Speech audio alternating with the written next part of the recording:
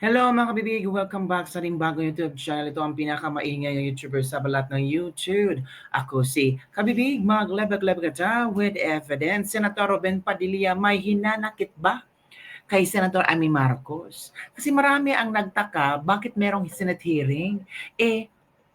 Nandun na si Pangulong Duterte sa the Netherlands, nandun na sa ICC. Ano bang pino-point out ni Amy Marcos?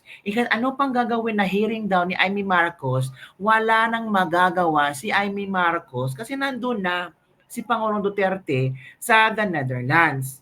Sabi ng isang netizen, maipauwi ni Amy Marcos si Pangulong Duterte, bobotohan ko siya. Oy, sabi ng isang netizen. Sabi pa ng isang netizen, alam mo naman, chika-chika tayo.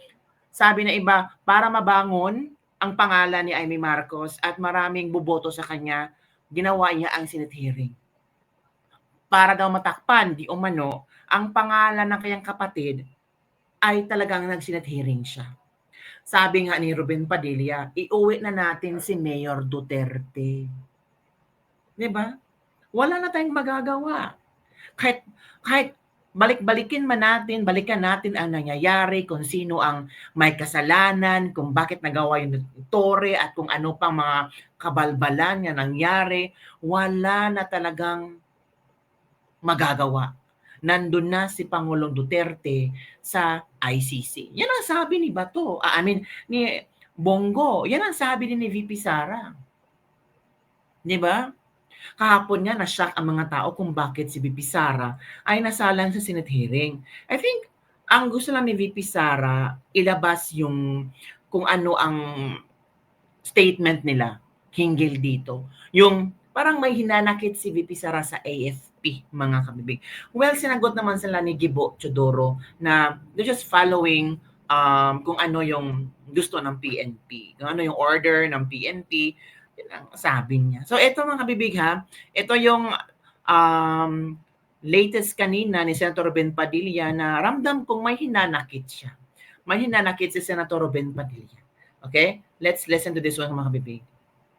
Go. Ang totoo dyan, bakit nandito si Mayor? Meron naman tayong batas sa Pilipinas. Correct. Yun lamang po ang punto.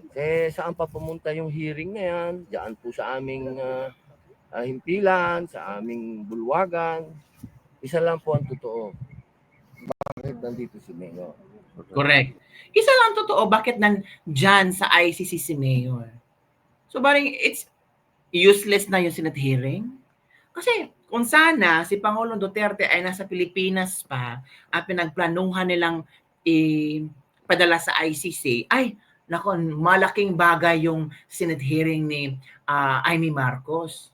Pero yung mag-Senate hearing ka, alamin mo lang kung ano ang nangyari at bakit nagkaganon, ang problema, Duterte nandun na sa ICC. Sana mag-Senate hearing ka kung paano malutasan o kung paano maibalik ng mga kumidnap kay Pangulong Duterte. Ano ang pwedeng maitulong ng gobyerno na maibalik si Pangulong Duterte? Ang tanong, tutulong ba ang gobyerno? Ang gobyerno ni BBM ang nagpadala kay Pangulong Duterte doon sa ICC. Diba? So sana magkaroon ng pangalawang Senate hearing si Senator Amy Marcos at magplano sila kung paano pabalikin si Pangulong Duterte dito. Ang tanong, makakabalik pa ba? Opo, yun lang po ang ang atin pong kine-question. Meron po tayong korte sa Pilipinas. Kasi pagka pinag-usapan po natin ang opinion ng mga abogado, walang pupuntahan. Wala talaga. Tama. Doon po tayo sa katotohanan. Meron tayong bansa, kung meron mang kasalanan si Mayor, doon dapat siya nililitis. Correct. Hindi po dito. Correct.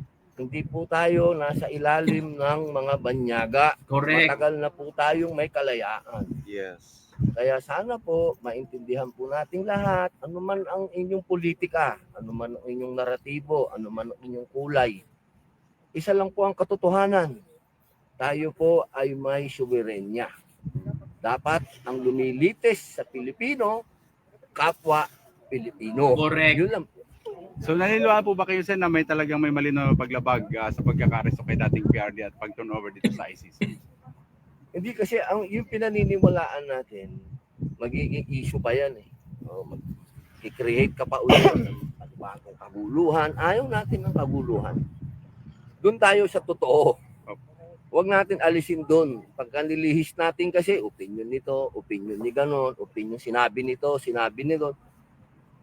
Lahat ng opinion ngayon, wala nang saysay. Kasi Correct. May punto si Ruben Padilla. So it means, Kabibig, yung Senate hearing walang saysay? What do you think? Walang saysay ba ang Senate hearing ni Senator Amy Marcos kahapon? Para naman sa akin, may saysay siya. It's because nalaman natin na wala palang red notice, wala parang warrant of arrest sa Interpol si Pangulong Duterte. At may idea na tayo kung bakit nagkaganon. Yun lang. Yun ang nangyari. Pero ang resulta nito ay si Tatay Digong nandun na sa ICC. nandito na si Mayor. Correct. Isa lang ang totoo uli. Iuwi na natin si Mayor. Correct. Isa lang, yun lang po. Sen, meron sa sinabi po ni VP na may pananagutan daw po ang AFP sa nangyari kay Pangulong Duterte. Sangayon po ba kayo dito at Senator? Aba, may karapatan ng ating pangalawang Pangulo na magsalita niyan. Correct. Sapagkat, alam mo, meron pa nga akong panukala na yan. Pero hindi ko nababanggitin. Nahaba ang usapan. Dagdag pa. So, isa lang ang uli. Ang ating dating Pangulo, kinuha at dinala sa ibang bansa. Check niyo yung konstitusyon.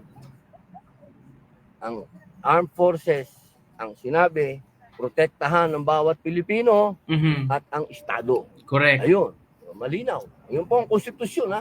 Hindi ko po kini-question yung agreement o mutual agreement ng AFP at ng PNP na sila ay magsusuportahan kapag kami. Hindi ko natatanungin yun. Kasi domestically, ginagawa nila yan pagka security. Talagang meron tayong ganyang usapan. Pero itong nangyari, hindi domestic. International incident po itong nangyari. So, kung babalik tayo sa konstitusyon, basahin natin, malinaw po yun. Na ang forces, puproteksyonan ng bawat Pilipino at ang ating Estado at ang ating soberanya. Ayan po, sa konstitusyon po yan. Tingnan niyo po. Hindi po invento. Thank you very much, Sen. Salamat po. Salamat po, Sen. Thank you. Ay, salamat po. Sir, isang Salamat. tanong po, sir. Anong sekreto mo? Bakit Anong channel po? Mahirap. So yun po mga kabibig ang punto ni Senator Ruben Padilla mga kabibig. Na ang problema ngayon hindi sa kung anong nangyari kundi paano natin maibabalik si Pangulong Bongbong si Pangulong Duterte. Yes po, paano natin maibabalik si Pangulong Duterte mga kabibig? Hindi yung kung sino ang may gawa, kung sino ang pwedeng parusahan. Unahin muna natin si Pangulong Duterte. Once makabalik na si Pangulong Duterte, ay dyan na. Dyan na a-action si BP Sara. Diba? O kaya kahapon, na real talk. Oo. Si Senator, si Bongo, of course, kahapon, naglabas na kayang hinanakit. So, eto ang hinanakit ni Senator Bongo, mga kabibig. Wait muna. Saan ba yun? Ito ba yun? Hanapin ko muna, mga kabibig, yung hinanakit ni Senator Bongo. At marami ang sumang-ayon sa hinanakit ni Senator Bongo na, oo nga, ano pa bang ipinaglalaban natin?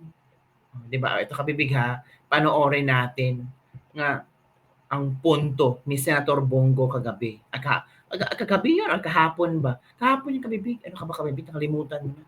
So eto mga kabibig ang punto ni Senator Bato de la Rosa sa kung ano ba talaga kabibig. So eto na.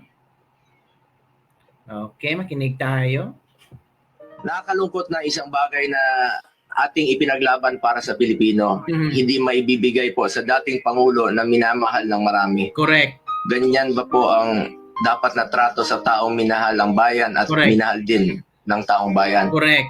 Sa totoo lamang po, ilang beses na po nagsinungaling si now Brigadier General Jean Pardo. Nako. Sana po, ma'am, spokes, bilang spokesperson, Nako. totoo lang po ang sabihin mo, alang-alang sa bayan. Correct. Your duty is to be loyal to our flag and to our Correct. country. Nako. Minahal namin kayo ni dating Pangulong Duterte. Sana, konting respeto lamang po. Correct. Kung nagawa niyo yan, Correct, di ba? Konting respeto lang po ang ibibigay niyo sa amin. Di ba ang nangyari kabibig? Nagtanong si Bongo, tumakbo itong si Fajardo, parang may kinatatakutan. Ano ka ba Fajardo? Ba't takot na takot ka? Ano bang nangyari? Di ba? Ano bang nangyari? Sabi nga ni Bongo, it's too late.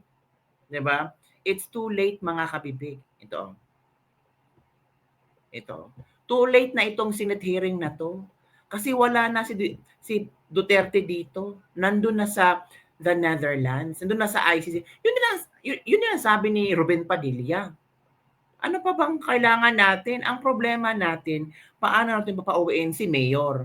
Go. today, Madam Chair, distinguished colleagues, at to the resource persons present in this hearing. Ang pangunahing tanong ko po sa hearing na ito, paano at bakit tayo umabot sa ganitong sitwasyon? Meron naman tayong umiiral na hustisya sa bansa, meron naman tayong sariling mga batas at korte. Bakit pinayagan po ng gobyerno na nakipin po ang isang Pilipino sa sarili nating bayan? Correct. Sabi nga ng mga nakakarami, too late the hero. Kaya kung ano man ang lumabas sa hearing na ito, si dating Pangulong Duterte ay ngayon nasa The Hague na po, Netherlands na po. Ano bang pwede pang magawa? I respect the initiative of this committee to hold the Senate inquiry. Bagamat nirerespeto natin ang pagdinig na ito, sinasabi ko rin po ang aking mga hinanakit na parang too late na po. Too late, tama. Walang problema sa akin mag-hearing kahit araw-araw po. Pero ang tanong, may babalik niyo pa ba si Tatay Digong? Correct. Yan ang tinatawag ko na too late the hero na po. Too late the hero, tama. Useless lahat ng hearing na ito Useless talaga. kung hindi na po may babalik si Tatay Digong. Correct. Kung kaya, pakiusap ko lang, kung kaya niyo po siyang dalahin doon, in less than 1 day, sa loob po ng 13 na oras, dapat kaya niyo rin po siyang ibalik dito sa lalong madaling panahon. Dahil nangungulila po ang Pilipino at hindi kayang tanggapin ang nangyari sa kanya. Bilang isang mambabatas, nandun ako sa NAIA nung lumapag ang eroplanong sinasakyan ni dating Pangulong Duterte. So, yun kabibig, it's useless. Useless na po ang Senate hearing kasi wala na dito si Pangulong Duterte. Nandun na sa ICC. Yun din ang punto ni Ruben Padilla. Kahit sino pang lawyer magsalita, kung ano-ano pang mga question ni Amy Marcos, useless na. Too late to be a hero. Hindi ba na uutal si Amy Marcos nung sinabihan siya ni Bongo nito? Bibi Sara din may sinabi. Too late na rin. Kasi, wala na si Pangulong Duterte dyan. At magbe-birthday siya sa ICC detention. Diba? First in history, presidente, former president. Grabe. It's a story talaga to. At hindi ito makakalimutan. Kaya, nandun si Senator Ruben Padilla, si Vice President Sara Duterte, lumalaban pa rin sila. Kahit alam nila na medyo, kasi ang kalaban nila, gobyerno. So yun lang kabibig ang ating latest libak-libak for today.